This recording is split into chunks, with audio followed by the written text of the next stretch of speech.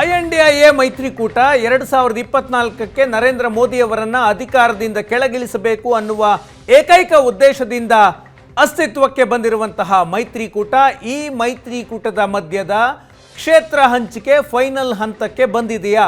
December 31ಕ್ಕೆ ಎಲ್ಲ ಕ್ಷೇತ್ರ ಹಂಚಿಕೆಯು final ಆಗಬೇಕು ಅಂತ ಕಳೆದ ಬಾರಿ ಡಿಸೆಂಬರ್ 19ರ ಸಭೆಯಲ್ಲಿ ನಿರ್ಧಾರ ಮಾಡಲಾಗಿತ್ತು. ದೆಹಲಿಯ ಖಾಸಗಿ ಹೋಟೆಲ್ನಲ್ಲಿ ಆ ಸಭೆ ನಡೆದಿತ್ತು. ಡಿಸೆಂಬರ್ 31ರ ವೇಳೆಗೆ ಎಲ್ಲ ಕ್ಷೇತ್ರ ಹಂಚಿಕೆ ಫೈನಲ್ ಆಗಿ ಜನವರಿ ಅಂತ್ಯದಿಂದ ಪ್ರಚಾರವನ್ನು ಎಲ್ಲ ನಾಯಕರು ಒಟ್ಟಾಗಿ ಮಾಡಬೇಕು ಅನ್ನುವ ನಿರ್ಧಾರ ಮಾಡಲಾಗಿತ್ತು. ಆದರೆ ಕ್ಷೇತ್ರ ಹಂಚಿಕೆ ಫೈನಲ್ ಆಗಿಲ್ಲ. 9 ರಾಜ್ಯಗಳಲ್ಲಿ ಕ್ಷೇತ್ರ ಹಂಚಿಕೆ ಫೈನಲ್ ಆಗಬೇಕಿದೆ. ಮೇಜರ್ ರಾಜ್ಯಗಳಲ್ಲಿ ಮೈತ್ರಿಕೂಟಗಳ ಮಧ್ಯೆ ಕ್ಷೇತ್ರ ಹಂಚಿಕೆ ಆಗಬೇಕು, ಆದರೆ ಅದಾಗಿಲ್ಲ. ರಾಷ್ಟ್ರ ಮಟ್ಟದಲ್ಲಿ ಕಾಂಗ್ರೆಸ್ಗೆ ಎಷ್ಟು, ಮಿತ್ರ ಪಕ್ಷಗಳಿಗೆ ಎಷ್ಟು ಸ್ಥಾನಗಳನ್ನು ಕೊಡಬೇಕು ಅನ್ನುವಂತಹ ಒಂದು ನಿರ್ಧಾರವನ್ನು ಮಾಡಲಾಗಿದೆ. ನಾಯಕರ ಮಧ್ಯೆ ಒಂದು ಒಮ್ಮತದ ನಿರ್ಧಾರ ಬಂದಿದೆ. ರಾಷ್ಟ್ರ ಮಟ್ಟದಲ್ಲಿ ಕ್ಷೇತ್ರ ಹಂಚಿಕೆಗೆ ಒಂದು ನಿರ್ಧಾರ ಆಗಿದೆ. ಆ ನಿರ್ಧಾರದ ಪ್ರಕಾರ ಕಾಂಗ್ರೆಸ್ಗೆ ಇಡೀ ದೇಶದಲ್ಲಿ 290 ಕ್ಷೇತ್ರಗಳನ್ನು ಬಿಟ್ಟುಕೊಡುವಂತಹ ನಿರ್ಧಾರ. ಮಿತ್ರ ಪಕ್ಷಗಳಿಂದ ಕಾಂಗ್ರೆಸ್ 85 ಕ್ಷೇತ್ರ ಕೇಳ್ತಿದೆ. ಯಾವ ರಾಜ್ಯಗಳಲ್ಲಿ ಮಿತ್ರ ಪಕ್ಷಗಳು ಪ್ರಬಲವಾಗಿದೆಯೋ ಆ ರಾಜ್ಯಗಳಲ್ಲಿ 85 ಕ್ಷೇತ್ರಗಳನ್ನು ಕಾಂಗ್ರೆಸ್ಗೆ ಬಿಟ್ಕೊಡ್ಬೇಕು ಅಂತ ಕಾಂಗ್ರೆಸ್ ಬೇಡಿಕೆಯನ್ನು ಇಟ್ಟಿದೆ. 190 ಕ್ಷೇತ್ರಗಳಲ್ಲಿ INDIA ಮೈತ್ರಿಕೂಟದ ಉಳಿದ 27 ಪಕ್ಷಗಳು ಕಣಕ್ಕಿಳಿಬೇಕು ಅನ್ನುವಂತಹ ಚರ್ಚೆಗಳು ಆಗಿದ್ದಾವೆ. ಇದು ಲಾರ್ಜರ್ ಪಿಕ್ಚರ್ನಲ್ಲಿ ಇಡೀ ಭಾರತವನ್ನು ತೆಗೆದುಕೊಂಡು ಅದರಲ್ಲಿ 290 ಕ್ಷೇತ್ರಗಳನ್ನು ಕಾಂಗ್ರೆಸ್ ಸ್ಪರ್ಧೆ ಮಾಡೋದು, 190 ಕ್ಷೇತ್ರಗಳಲ್ಲಿ ಉಳಿದ ಮಿತ್ರ ಪಕ್ಷಗಳು ಸ್ಪರ್ಧೆ ಮಾಡುವಂತಹ ಚರ್ಚೆಗಳು ನಡೆದಿದೆ. ಇಂಡಿಯಾ ಮೈತ್ರಿಕೂಟದ ನಾಯಕರ ಮಧ್ಯೆ ಕ್ಷೇತ್ರ ಹಂಚಿಕೆಗೆ ಸಂಬಂಧಪಟ್ಟಂತೆ ಮಮತಾ ಬ್ಯಾನರ್ಜಿ ಕಳೆದ ಬಾರಿಯ ಸಭೆಯಲ್ಲಿ ಕಾಂಗ್ರೆಸ್ 300 ಕ್ಷೇತ್ರಗಳಲ್ಲಿ ನೇರಾನೇರವಾಗಿ ಬಿಜೆಪಿಯ ವಿರುದ್ಧ ಫೈಟ್ ಮಾಡಬೇಕು, ಉಳಿದ ಕ್ಷೇತ್ರಗಳನ್ನು ಮಿತ್ರ ಪಕ್ಷಗಳಿಗೆ ಬಿಟ್ಟುಕೊಡಬೇಕು ಅನ್ನುವ ಸಲಹೆಯನ್ನು ಕೊಟ್ಟಿದ್ರು. ಬಹುತೇಕ ಆ ಸಲಹೆ ಮೈತ್ರಿಕೂಟದ ಮಧ್ಯದ ಕ್ಷೇತ್ರ ಹಂಚಿಕೆಗೆ ಬುನಾದಿ ಆಗಿರುವಂತಹ ಸಾಧ್ಯತೆಗಳಿದ್ದಾವೆ. ಕಾಂಗ್ರೆಸ್ಗೆ 290 ಕ್ಷೇತ್ರಗಳು, ಉಳಿದ ಎಲ್ಲ 27 ಮಿತ್ರ ಪಕ್ಷಗಳಿಗೆ 190 ಕ್ಷೇತ್ರಗಳನ್ನು ಬಿಟ್ಟುಕೊಡುವಂತಹ ಚರ್ಚೆ. ಮಿತ್ರ ಪಕ್ಷಗಳು ಯಾವ ಯಾವ ರಾಜ್ಯಗಳಲ್ಲಿ ಪ್ರಬಲವಾಗಿದ್ದಾವೋ ಆ ರಾಜ್ಯಗಳಿಂದ ಕಾಂಗ್ರೆಸ್ 85 ಕ್ಷೇತ್ರಗಳನ್ನು ರಿಕ್ವೆಸ್ಟ್ ಮಾಡಿದೆ. ಮೈತ್ರಿಕೂಟದ ಅತಿ ದೊಡ್ಡ ಪಕ್ಷ ಕಾಂಗ್ರೆಸ್. ಆದರೆ ಉಳಿದೆಲ್ಲ ಮಿತ್ರ ಪಕ್ಷಗಳು ಸೇರಿಗೆ ಕಾಂಗ್ರೆಸ್ಗೆ ಎಷ್ಟು ಸ್ಥಾನವನ್ನು ಬಿಟ್ಟುಕೊಡಬೇಕು ಅಂತ ನಿರ್ಧಾರವನ್ನು ಮಾಡಿದ್ದಾವೆ. 290 ಕ್ಷೇತ್ರ ಕಾಂಗ್ರೆಸ್ಗೆ, ಉಳಿದ 190 ಕ್ಷೇತ್ರಗಳಲ್ಲಿ ನಾವು ಸ್ಪರ್ಧೆ ಮಾಡ್ತೀವಿ ಅಂತ ಮಿತ್ರ ಪಕ್ಷಗಳು ಹೇಳಿದ್ದಾವೆ. ನಂಬರ್ಸ್ ನೋಡಿದ್ರೆ ಕಾಂಗ್ರೆಸ್ಗೆ ಅತಿ ಹೆಚ್ಚು ಸ್ಥಾನಗಳನ್ನು ಮಿತ್ರ ಪಕ್ಷಗಳು ಬಿಟ್ಟುಕೊಟ್ಟಿದ್ದಾವೆ ಅಂತ ಅನಿಸುತ್ತೆ. ಆದರೆ ಬಿಟ್ಟುಕೊಟ್ಟಂತಹ ಬಹುತೇಕ ಕ್ಷೇತ್ರಗಳು ಬಿಜೆಪಿಯ ವಿರುದ್ಧ ನೇರಾನೇರ ಫೈಟ್ ಮಾಡುವಂತಹ ರಾಜ್ಯಗಳು. 190 ಕ್ಷೇತ್ರಗಳಲ್ಲಿ ಮಿತ್ರ ಪಕ್ಷಗಳು ಸ್ಪರ್ಧೆ ಮಾಡ್ತವೆ. 9 ರಾಜ್ಯಗಳಿದ್ದಾವೆ. ನಮ್ಮ ಹತ್ರ ಒಂದು ಮ್ಯಾಪ್ ಇದೆ. ಮ್ಯಾಪ್ನ ಪ್ರಕಾರ ಮ್ಯಾಪ್ನಲ್ಲಿ ಇಂಡಿಯಾ ಮೈತ್ರಿಕೂಟ 28 ಪಕ್ಷಗಳಿರುವಂತಹ ಅತಿ ದೊಡ್ಡ ಮೈತ್ರಿಕೂಟ. ಆ ಮೈತ್ರಿಕೂಟ ಇಡೀ ದೇಶಾದ್ಯಂತ ಮೈತ್ರಿ ಇಲ್ಲ. 9 ರಾಜ್ಯ ಮೇಯ್ನ್ ಆಗಿ ಕೇರಳವನ್ನು ಬಿಟ್ಟರೆ ಮಹಾರಾಷ್ಟ್ರವನ್ನು ಬಿಟ್ಟರೆ ಬಿಹಾರ, ಉತ್ತರ ಪ್ರದೇಶ, ಪಶ್ಚಿಮ ಬಂಗಾಳ, ದೆಹಲಿ ಮತ್ತು ಪಂಜಾಬ್, ಜಮ್ಮು ಕಾಶ್ಮೀರ ಈ ರಾಜ್ಯಗಳಲ್ಲಷ್ಟೇ INDIA ಮೈತ್ರಿಕೂಟದಿಂದ ಮೈತ್ರಿ ಆಗ್ತಿದೆ. ಮಿತ್ರ ಪಕ್ಷಗಳ ಮಧ್ಯೆ ಕ್ಷೇತ್ರ ಹಂಚಿಕೆಗಳು ಆಗ್ತಾ ಇದ್ದಾವೆ. ತಮಿಳುನಾಡು ಒಂದು ಆ್ಯಡ್ ಮಾಡಿಕೊಂಡ್ರೆ ಉಳಿದೆಲ್ಲ ರಾಜ್ಯಗಳಲ್ಲಿ ಕಾಂಗ್ರೆಸ್ ನೇರಾನೇರವಾಗಿ ಬಿಜೆಪಿಯ ವಿರುದ್ಧ ಫೈಟ್ ಮಾಡುವಂತಹ ರಾಜ್ಯಗಳು. ಉದಾಹರಣೆಗೆ ಕರ್ನಾಟಕದಲ್ಲಿ ಕಾಂಗ್ರೆಸ್ ವರ್ಸಸ್ ಬಿಜೆಪಿ. ಆಂಧ್ರ ಮತ್ತು ತೆಲಂಗಾಣವನ್ನು ತೆಗೆದುಕೊಂಡ್ರೆ ಅಲ್ಲಿ ಆಂಧ್ರದಲ್ಲಿ ಕಾಂಗ್ರೆಸ್ಗೆ ಬಿಜೆಪಿಗೆ ನೆಲೆ ಇಲ್ಲ. ನಮ್ಮ ಸ್ಕ್ರೀನ್ ಮೇಲೆ ಮ್ಯಾಪ್ ನೋಡ್ತಾ ಇದ್ದೀರಾ. ಯಾವ ಬಣ್ಣ ಕೇಸರಿಯಲ್ಲಿದೆ ಆ ರಾಜ್ಯಗಳಲ್ಲಿ ಬಿಜೆಪಿ ಮತ್ತು ಕಾಂಗ್ರೆಸ್ ಮಧ್ಯೆ ನೇರಾನೇರ ಫೈಟ್ ಇರುವಂತಹ ರಾಜ್ಯಗಳು ಬಿಹಾರ, ರಾಜಸ್ಥಾನ, ಗುಜರಾತ್, ಉತ್ತರ ಪ್ರದೇಶ, ಮಧ್ಯಪ್ರದೇಶ, ಕರ್ನಾಟಕ ಮತ್ತು ನಾರ್ತ್ ಈಸ್ಟ್ನ ರಾಜ್ಯಗಳು, ಛತ್ತೀಸ್ಗಢ ಮತ್ತು ಹಿಮಾಚಲ ಪ್ರದೇಶ. ಈ ರಾಜ್ಯಗಳಲ್ಲಿ ಬಿಜೆಪಿ ವರ್ಸಸ್ ಕಾಂಗ್ರೆಸ್ನ ಮಧ್ಯೆ ಫೈಟ್ ಇದೆ. ನೀಲಿ ಬಣ್ಣದಲ್ಲಿರುವಂತಹ ರಾಜ್ಯಗಳಲ್ಲಿ ಮೈತ್ರಿಯ ಮಾತುಕತೆಗಳು ನಡೆಯಬೇಕಿದೆ.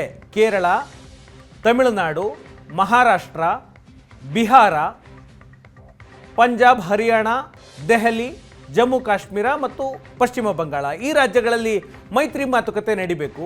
ಹಳದಿ ಬಣ್ಣದಲ್ಲಿರುವ ರಾಜ್ಯಗಳಲ್ಲಿ ಬಿಜೆಪಿಗೂ ಅಸ್ತಿತ್ವ ಇಲ್ಲ, ಕಾಂಗ್ರೆಸ್ಗೂ ಅಸ್ತಿತ್ವ, ಅಂದರೆ ಅವರಿಬ್ಬರ ಮಧ್ಯೆ ನೇರ ಫೈಟ್ ಇಲ್ಲ. ಸಣ್ಣ ಪುಟ್ಟ ಪಕ್ಷಗಳಿಗಿರುವಂತಹ ಸ್ಥಾನ ಈ ಪಕ್ಷಗಳಿಗೆ ಆ ರಾಜ್ಯಗಳಲ್ಲಿದೆ. ಉದಾಹರಣೆಗೆ ಆಂಧ್ರ ಪ್ರದೇಶ ಬಿಜೆಪಿ ಮತ್ತು ಕಾಂಗ್ರೆಸ್ಗಿಂತಲೂ ಪ್ರಬಲವಾದ ಪಕ್ಷಗಳಲ್ಲಿದ್ದಾವೆ. YSRP ಇದೆ, TDP ಇದೆ ಆಂಧ್ರದಲ್ಲಿ. ತೆಲಂಗಾಣದಲ್ಲಿ ಕಾಂಗ್ರೆಸ್ ಈ ಬಾರಿ ಅಧಿಕಾರಕ್ಕೆ ಬಂದಿದೆ, ಆದರೆ ಕಳೆದ ಬಾರಿ ಲೋಕಸಭಾ ಚುನಾವಣೆಗೆ ಕಂಪೇರ್ ಮಾಡಿದ್ರೆ BRS ಮತ್ತು BJP ಅಲ್ಲಿ ಪ್ರಾಬಲ್ಯವನ್ನು ಹೊಂದಿದ್ದಂತಹ ರಾಜ್ಯ. BRS ಅತಿ ಹೆಚ್ಚು ಕ್ಷೇತ್ರಗಳನ್ನು ಗೆದ್ದಿತ್ತು, BJP 4 ಕ್ಷೇತ್ರಗಳನ್ನಷ್ಟೇ ಗೆದ್ದಿತ್ತು. 17 ಲೋಕಸಭಾ ಕ್ಷೇತ್ರಗಳಿರುವಂತಹ ರಾಜ್ಯ ತೆಲಂಗಾಣ. ಇನ್ನು ಅದು ಬಿಟ್ಟರೆ ಒಡಿಶಾದಲ್ಲಿ ಬಿಜು ಜನತಾದಳ ಮತ್ತು BJPಯ ಮಧ್ಯೆ ಫೈಟ್ ಇದೆ. ಈ 3 ರಾಜ್ಯಗಳಲ್ಲಿ INDIA ಮೈತ್ರಿಕೂಟಕ್ಕೆ ಯಾವುದೇ ಮಿತ್ರ ಪಕ್ಷಗಳಿಲ್ಲ. ಈ ರಾಜ್ಯಗಳಲ್ಲಿ ಕಾಂಗ್ರೆಸ್ ಮಿತ್ರ ಪಕ್ಷಗಳ ವಿರುದ್ಧ ಹೋರಾಡಬೇಕು. ಕಾಂಗ್ರೆಸ್ ಮಿತ್ರ ಪಕ್ಷಗಳಿಲ್ಲದೆ ಏಕಾಂಗಿಯಾಗಿ ಹೋರಾಟ ಮಾಡಬೇಕು. BJPಯು ಕೂಡ ಯಾವ ಮಿತ್ರ ಪಕ್ಷಗಳು ಇಲ್ಲದೆ ಏಕಾಂಗಿಯಾಗಿ ಈ 3 ರಾಜ್ಯಗಳಲ್ಲಿ ಹೋರಾಡಬೇಕು. 9 ರಾಜ್ಯಗಳಲ್ಲಿ BJP ಮತ್ತು ಮೈತ್ರಿಕೂಟದ ಮಧ್ಯೆ ಫೈಟ್ ಆಗುತ್ತೆ. ಆ ಕ್ಷೇತ್ರಗಳ ಹಂಚಿಕೆ ಈಗ ಆಗಿದೆ. ಒಟ್ಟು ಕ್ಷೇತ್ರ 543 ಕ್ಷೇತ್ರ. 272 ಸ್ಥಾನಗಳನ್ನು ಯಾರು ಗಳಿಸ್ತಾರೋ ಅವರು ಅಧಿಕಾರಕ್ಕೆ ಬರ್ತಾರೆ. ಈಗ ಕಾಂಗ್ರೆಸ್ಗೆ 290 ಸ್ಥಾನವನ್ನು ಬಿಟ್ಟುಕೊಡಲಾಗುತ್ತೆ ಅನ್ನುವ ಚರ್ಚೆಗಳು ಬಂದಿವೆ. ಇದೇ ಬಹುತೇಕ ಫೈನಲ್ ಆದರೂ ಕೂಡ ಆಶ್ಚರ್ಯ ಇಲ್ಲ.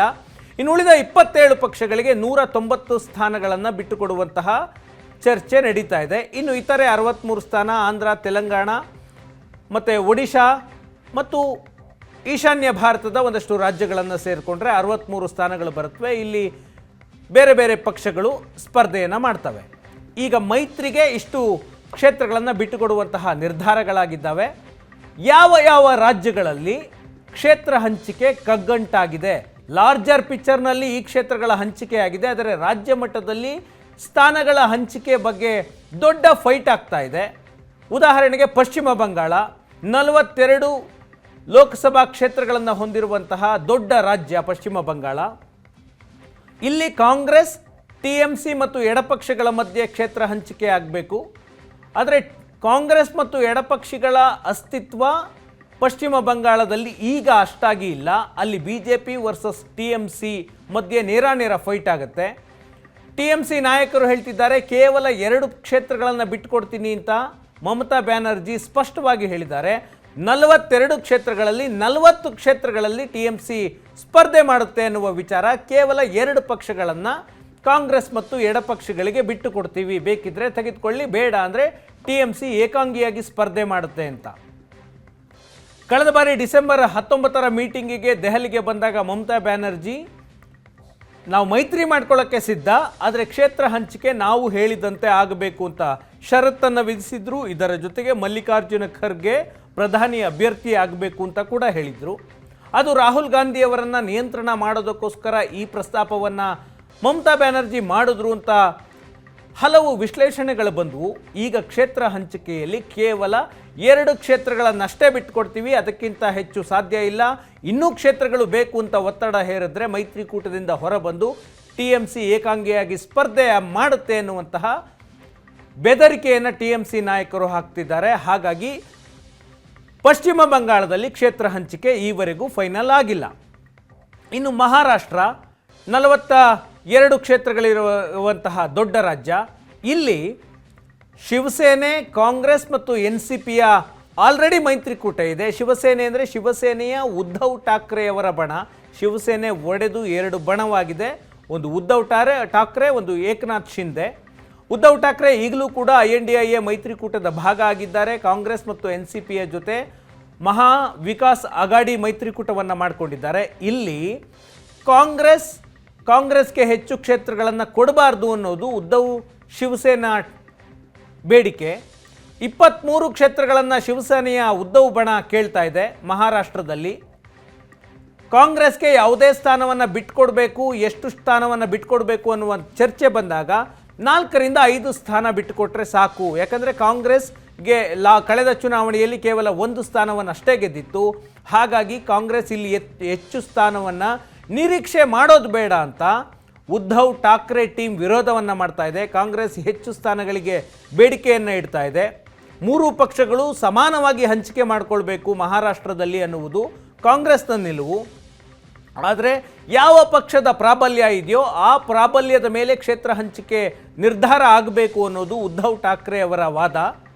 ಈಗ 4ರಿಂದ 5 ಸ್ಥಾನ ಅಷ್ಟೇ ಕೊಡ್ತೀವಿ ಕಾಂಗ್ರೆಸ್ಗೆ ಅನ್ನುವ ಚರ್ಚೆ ಆಗ್ತಾ ಇದೆ. ಉಳಿದಂತೆ 14ರಿಂದ 16 ಸ್ಥಾನವನ್ನು NCPಗೆ ಕೊಡೋದು ಅನ್ನುವ ಚರ್ಚೆ. ಆದರೆ ಈ ಚರ್ಚೆ ಯಾವ ಹಂತಕ್ಕೂ ಬಂದಿಲ್ಲ. ಇನ್ನೂ ಕೂಡ ಫೈಟ್ ಆಗ್ತಾ ಇದೆ. ಯಾಕಂದರೆ ಕಾಂಗ್ರೆಸ್ನವರು ಕೇಳ್ತಿದ್ದಾರೆ ನಿಮ್ಮ ಜೊತೆ ಎಷ್ಟು ಶಾಸಕರಿದ್ದಾರೆ ಅಂತ ಉದ್ಧವ್ ಠಾಕ್ರೆಗೆ. ಯಾಕಂದರೆ 40 ಶಾಸಕರು ಶಿವಸೇನೆಯನ್ನು ಒಡೆದು BJPಯ ಜೊತೆ ಮೈತ್ರಿ ಮಾಡಿಕೊಂಡಿದ್ದಾರೆ. ಏಕನಾಥ್ ಶಿಂದೆ ನೇತೃತ್ವದಲ್ಲಿ BJPಯ ಜೊತೆ ಮೈತ್ರಿ ಮಾಡಿಕೊಂಡ್ರು. ಮಹಾವಿಕಾಸ್ ಆಘಾಡಿ ಸರ್ಕಾರ ಪತನ ಆಯಿತು. ಇಂತಹ ಸಂದರ್ಭದಲ್ಲಿ ನಿಮ್ಮ ಜೊತೆ ಶಾಸಕರೇ ಇಲ್ಲ. ಇಂತಹ ಸಂದರ್ಭದಲ್ಲಿ ಒಂದು 17ರಿಂದ 18 ಜನ ಶಾಸಕರು ಉದ್ಧವ್ ಠಾಕ್ರೆ ಜೊತೆಗಿದ್ದಾರೆ. ಈ ಸಂದರ್ಭದಲ್ಲಿ 23 ಕ್ಷೇತ್ರಗಳನ್ನು ಯಾಕೆ ಕಾಂಗ್ರೆಸ್ಗೆ ಉದ್ಧವ್ ಠಾಕ್ರೆಯವರ ಶಿವಸೇನೆಗೆ ಬಿಟ್ಟು ಕೊಡಬೇಕು ಅಂತ ಕಾಂಗ್ರೆಸ್ನ ನಾಯಕರು ಪ್ರಶ್ನೆ ಮಾಡ್ತಾ ಇದ್ದಾರೆ. ಅಲ್ಲಿ ಸ್ಥಳೀಯವಾಗಿ ಕಾಂಗ್ರೆಸ್ನ ನಾಯಕರು ಮತ್ತು ಉದ್ಧವ್ ಠಾಕ್ರೆಯ ವರ್ಸಸ್ ಮಾತುಕತೆಗಳಾಗ್ತಾ ಇದ್ದಾವೆ. ನಿಮಗೆ ಕ್ಷೇತ್ರ ಬಿಟ್ಟುಕೊಡೋದಿಲ್ಲ ಅಂತ ಶಿವಸೇನೆ ಹೇಳ್ತಾ ಇದ್ರೆ ನಮಗೆ ಸಮಾನವಾಗಿ ಹಂಚಿಕೆ ಆಗಬೇಕು ಅಂತ ಇದ್ದಾರೆ. ಇನ್ನು NCPಯಲ್ಲೂ ಕೂಡ NCP ಪಕ್ಷವೂ ಕೂಡ ಒಡೆದು ಅಜಿತ್ ಪವಾರ್ ನೇತೃತ್ವದಲ್ಲಿ BJPಗೆ ಬೆಂಬಲವನ್ನು ಕೊಟ್ಟಿದೆ. ಹಾಗಾಗಿ ಮೇಲ್ನೋಟಕ್ಕೆ ಮೈತ್ರಿ ಈಗ ಇದ್ದರೂ ಕೂಡ ಕ್ಷೇತ್ರ ಹಂಚಿಕೆ ಈವರೆಗೂ ಕೂಡ ಆಗಿಲ್ಲ. ಇನ್ನು ಮತ್ತೊಂದು ರಾಜ್ಯ ಬಿಹಾರ. 40 ಲೋಕಸಭಾ ಕ್ಷೇತ್ರಗಳಿರುವಂತಹ ಬಿಹಾರ. ಕಳೆದ ಬಾರಿ ಬಿಹಾರದಲ್ಲಿ BJP ಮತ್ತು JDU ಮಧ್ಯೆ ಮೈತ್ರಿ ಇತ್ತು. ಆದರೆ ಈಗ JDU RJD ಮತ್ತು ಕಾಂಗ್ರೆಸ್ನ ಜೊತೆಗೆ ಸೇರಿ ಅಲ್ಲಿ ಮೈತ್ರಿ ಸರ್ಕಾರವನ್ನು ಮಾಡಿಕೊಂಡಿದೆ. ಈಗಾಗಲೇ ಅಸ್ತಿತ್ವದಲ್ಲಿರೋ ಮೈತ್ರಿ ಆಗಿರೋದ್ರಿಂದ ಇಲ್ಲಿ ಈ ರಾಜ್ಯದಲ್ಲಿ ಮೈತ್ರಿ ಕ್ಷೇತ್ರ ಹಂಚಿಕೆ ಅಷ್ಟಾಗಿ ಕ್ಲಿಷ್ಟವಾಗಿಲ್ಲ. ಇಲ್ಲಿ ಮೈತ್ರಿ ಬೇಗ ಫೈನಲ್ ಆಗ್ಬೋದು. ಆದರೆ ಹೆಚ್ಚು ಸ್ಥಾನವನ್ನು ಯಾರು ತೆಗೆದುಕೊಳ್ಬೇಕು ಅನ್ನೋದ್ರ ಮಧ್ಯೆ ಫೈಟ್ ಇದೆ. ಕಾಂಗ್ರೆಸ್ ಅಸ್ತಿತ್ವ ಅಷ್ಟಾಗಿಲ್ಲ ಈ ರಾಜ್ಯದಲ್ಲಿ. RJD ಮತ್ತು JDU ಪ್ರಾಬಲ್ಯ ಇದ್ದಾವೆ ವರ್ಸಸ್ BJP. RJD ಮತ್ತು JDU ವರ್ಸಸ್ BJP ಅನ್ನುವಂತಹ ಪರಿಸ್ಥಿತಿ. ಈ ರಾಜ್ಯದಲ್ಲಿ ಹೆಚ್ಚು ಸ್ಥಾನವನ್ನು ಬೇಕು ಅಂತ RJD ಮತ್ತು JDU ಡಿಮ್ಯಾಂಡ್ ಮಾಡ್ತಾ ಇದ್ದಾವೆ. ಆದರೆ ಈ ಮೈತ್ರಿಯ ಸಂಬಂಧ JDU ಮಧ್ಯದಲ್ಲೇ ಅಸಮಾಧಾನ ಇದೆ. ಇತ್ತೀಚೆಗೆ JDU ರಾಷ್ಟ್ರೀಯ ಅಧ್ಯಕ್ಷ ಲಲನ್ ಸಿಂಗ್ ರಾಜೀನಾಮೆಯನ್ನು ಕೊಟ್ಟರು. ಪಕ್ಷದಿಂದ ಹೊರ ಹೋಗಬಹುದು ಅನ್ನುವಂತಹ ಚರ್ಚೆಗಳಿದ್ದಾವೆ. ಮೈತ್ರಿಕೂಟವನ್ನು ಕಡಿದುಕೊಂಡು ಮತ್ತೆ NDAಗೆ ಬರ್ತಾರೆ ಅನ್ನುವಂತಹ ಚರ್ಚೆಗಳು ಕೂಡ ಆದವು. ಆದರೆ BJPಯವರು ಯಾವುದೇ ಕಾರಣಕ್ಕೂ ನಿತೀಶ್ ಕುಮಾರ್ ಅವರನ್ನು ಮತ್ತೆ NDAಗೆ ಸೇರಿಸ್ಕೊಳ್ಳೋದಿಲ್ಲ ಅಂತ ಸ್ಪಷ್ಟವಾಗಿ ಹೇಳಿದ್ರು. ಇಲ್ಲಿ ಕಾಂಗ್ರೆಸ್ಗೆ 3ರಿಂದ 4 ಸ್ಥಾನಗಳನ್ನು ಕೊಟ್ಟು ಉಳಿದ ಅಷ್ಟೂ ಸ್ಥಾನಗಳನ್ನು RJD ಮತ್ತು JDU ಮಧ್ಯೆ ಹಂಚಿಕೆಯಾಗುವಂತಹ ಸಾಧ್ಯತೆ ಇದೆ. ಬಹುತೇಕ ಇಲ್ಲಿ ಸೀಟ್ ಶೇರಿಂಗ್ ಫೈನಲ್ ಆಗಬಹುದು. ಅಷ್ಟು ಯಾವುದೇ ವಿರೋಧ ವ್ಯಕ್ತ ಆಗೋದಿಲ್ಲ ಕ್ಷೇತ್ರ ಹಂಚಿಕೆಗೆ. ಯಾಕಂದರೆ ಈಗಾಗಲೇ ಹಾಲಿ ಸರ್ಕಾರ ಇದೆ. ಮೈತ್ರಿಕೂಟ ಒಂದಷ್ಟು ಸಣ್ಣ ಪುಟ್ಟ ಭಿನ್ನಾಭಿಪ್ರಾಯಗಳಿದ್ರೂ ಕೂಡ ಮೈತ್ರಿ ಚೆನ್ನಾಗಿ ಆಗ್ತಾ ಇದೆ ಬಿಹಾರದಲ್ಲಿ. ಅಲ್ಲಿ ಕ್ಷೇತ್ರ ಹಂಚಿಕೆ ಸಮಸ್ಯೆ ಆಗೋದಿಲ್ಲ. ಆದರೆ ಮೇಜರ್ ಸಮಸ್ಯೆ ಆಗ್ತಿರೋದು ಕ್ಷೇತ್ರ ಹಂಚಿಕೆಗೆ ದೆಹಲಿ ಮತ್ತು ಪಂಜಾಬ್. ದೆಹಲಿಯ 7 ಕ್ಷೇತ್ರ ಮತ್ತು ಪಂಜಾಬ್ನ 13 ಲೋಕಸಭಾ ಕ್ಷೇತ್ರಗಳ ಮಧ್ಯೆ ಮೈತ್ರಿ ಆಗಬೇಕು. ಕಾಂಗ್ರೆಸ್ ಮತ್ತು AAPಯ ಮಧ್ಯೆ ಕ್ಷೇತ್ರ ಹಂಚಿಕೆ ಆಗಬೇಕು. ಪಂಜಾಬ್ನ 13 ಕ್ಷೇತ್ರಗಳಲ್ಲಿ ಸ್ಪರ್ಧೆ ಮಾಡ್ತೀವಿ ಅಂತ ಅರವಿಂದ್ ಕೇಜ್ರಿವಾಲ್ ಬಹಿರಂಗವಾಗಿ ಘೋಷಣೆಯನ್ನು ಮಾಡಿದ್ರು. ಡಿಸೆಂಬರ್ 19ನೇ ತಾರೀಕು INDA ಮೈತ್ರಿಕೂಟದ ಸಭೆ ನಡೀತು. ಆ ಸಭೆ ನಡೆಯುವುದಕ್ಕೆ ಕೇವಲ 2 ದಿನ ಮೊದಲು ಬಹಿರಂಗವಾಗಿ ಅರವಿಂದ್ ಕೇಜ್ರಿವಾಲ್ ಹೇಳ್ತಾರೆ 13ಕ್ಕೆ 13 ಕ್ಷೇತ್ರಗಳನ್ನು AAP ಗೆಲ್ಲುತ್ತೆ ಪಂಜಾಬ್ನಲ್ಲಿ ಅಂತ. ಅಂದರೆ ಕಾಂಗ್ರೆಸ್ಗೆ ಸ್ಥಾನವನ್ನು ಇಲ್ಲಿ ಬಿಟ್ಕೊಡೋದಿಲ್ಲ, ಇಲ್ಲಿ ಮೈತ್ರಿ ಅಗತ್ಯ ಇಲ್ಲ ಅನ್ನುವ ಅರ್ಥದಲ್ಲಿ ಕೇಜ್ರಿವಾಲ್ ಮಾತನಾಡಿದರು.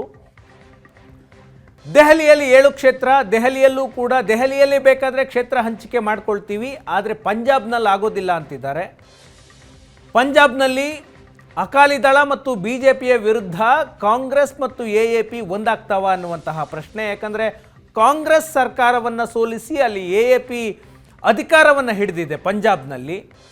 ಎರಡು ಎದುರಾಳಿ ಪಕ್ಷಗಳು ಈಗ ಮೈತ್ರಿ ಮಾಡಿಕೊಳ್ಬೇಕಾದಂತಹ ಅನಿವಾರ್ಯತೆ ಅದು BJPಯನ್ನು ಎದುರಿಸುವ ಕಾರಣಕ್ಕಾಗಿ.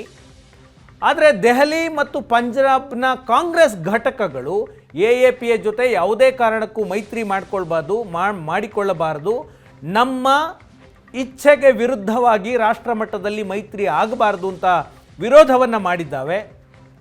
ಈ ಎರಡು ರಾಜ್ಯ ಡೆಡ್ಲಾಕ್ ಇದ್ದಾವೆ, ದೆಹಲಿ ಮತ್ತು ಪಂಜಾಬ್. ಈವರೆಗೆ ಮೈತ್ರಿ ಮಾತುಕತೆಯ ಆರಂಭದ ಮಾತುಕತೆಗಳು ಕೂಡ ಇಲ್ಲಿ ಆಗಿಲ್ಲ. ಮತ್ತೊಂದು ದೊಡ್ಡ ರಾಜ್ಯ ಉತ್ತರ ಪ್ರದೇಶ, 80 ಕ್ಷೇತ್ರಗಳಿರುವಂತಹ ಅತಿ ದೊಡ್ಡ ರಾಜ್ಯ. ಉತ್ತರ ಪ್ರದೇಶದಲ್ಲಿ BJP ಬಲಿಷ್ಠವಾಗಿದೆ. ಕಳೆದ ಬಾರಿ NDA ಮೈತ್ರಿಕೂಟ 71 ಕ್ಷೇತ್ರಗಳಲ್ಲಿ ಗೆದ್ದಿತ್ತು. BJP ಪ್ಲಸ್ ಮಿತ್ರ ಪಕ್ಷಗಳು. ಕಾಂಗ್ರೆಸ್ ಸಂಘಟನೆ ಇಲ್ಲದ ಅತಿ ದೊಡ್ಡ ರಾಜ್ಯ ಇದು ಉತ್ತರ ಪ್ರದೇಶ. ಇಲ್ಲಿ ಕಾಂಗ್ರೆಸ್ ಮತ್ತು SP ಮಧ್ಯೆ ಕ್ಷೇತ್ರ ಹಂಚಿಕೆ ಆಗಬೇಕು. ಸಮಾಜವಾದಿ ಪಕ್ಷ ಅಖಿಲೇಶ್ ಯಾದವ್ ಅವರು ಮಧ್ಯಪ್ರದೇಶದ ವಿಧಾನಸಭಾ ಚುನಾವಣೆಯಲ್ಲಿ ಒಂದಷ್ಟು ಸ್ಥಾನಗಳಿಗೆ ಬೇಡಿಕೆಯನ್ನು ಇಟ್ಟಿದ್ರು. ಆದರೆ ಕಾಂಗ್ರೆಸ್ ಕ್ಷೇತ್ರ ಹಂಚಿಕೆ ಮಾಡೋದಕ್ಕೆ ನಿರಾಕರಿಸಿತು. ಆಗ ಅಖಿಲೇಶ್ ಯಾದವ್ ಉತ್ತರ ಪ್ರದೇಶದಲ್ಲಿ ಏಕಾಂಗಿಯಾಗಿ ಸ್ಪರ್ಧೆ ಮಾಡ್ತೀವಿ ಅಂತ ಬೆದರಿಕೆಯನ್ನು ಹಾಕಿದ್ರು. ಕಳೆದ ಬಾರಿ ಬಂದಾಗ ನಾವು ಹಂಚಿಕೆ ಮಾಡ್ಕೊಳ್ತೀವಿ ಅಂತ. ಆದರೆ ಕಾಂಗ್ರೆಸ್ನ ನೆಲೆ ಅಷ್ಟಾಗಿಲ್ಲ. ಸ್ವತಂತ್ರವಾಗಿ ಮಾಯಾವತಿ ಸ್ಪರ್ಧೆ ಮಾಡ್ತಾ ಇದ್ದಾರೆ. BJP ಸ್ಟ್ರಾಂಗ್ ಆಗಿರುವಂತಹ ರಾಜ್ಯ ಮತ್ತು ಮಿತ್ರ ಪಕ್ಷಗಳನ್ನು ಕೂಡ BJPಯಲ್ಲಿ ಹೊಂದಿದೆ. ಮತ್ತು ಅಯೋಧ್ಯೆಯ ಕಾರಣದಿಂದಾಗಿ ಈ ಬಾರಿ ಉತ್ತರ ಪ್ರದೇಶದಲ್ಲಿ BJP 70 ಸ್ಥಾನಗಳನ್ನು ಗೆಲ್ಲುವಂತಹ ನಿರೀಕ್ಷೆಗಳಿದ್ದಾವೆ.